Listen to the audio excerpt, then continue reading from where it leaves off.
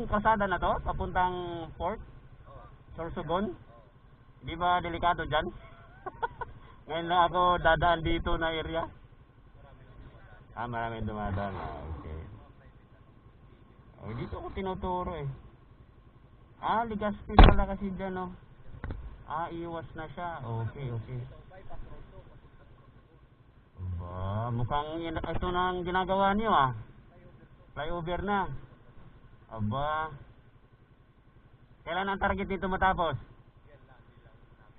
Baka pag uwi ko tapos na to. Pupunta ba akong Bohol at saka Mindanao? Opo. 3 taon. Okay. Ano lang? Pahinga muna sa delivery, mahina kita eh. Subukan muna probinsya. Opo, Mindanao ako. Dadaan ako ng Bohol kasi titingnan ko yung lupa ng tiyuhin ko doon. Oo, opo. Kaya pupunta akong Matnog. Opo, daan ng Samar. Tapos Leyte, pagdating ng Bato Leyte, tawid ng Bohol naman.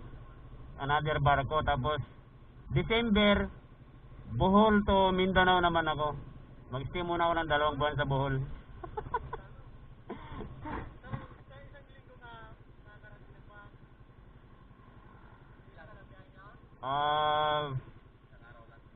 Mga 2. Kasi ayaw ko magpaabot ng gabi sa daan. Nakauwi na ako dati 2 years ago. Naka 4 wheels naman. Ngayon lang ako babiyahe ng nakamotor. Tapos iba yung way ko pagdating ng Leyte. Kaya aalamin ko rin yung mga daan na shortcut.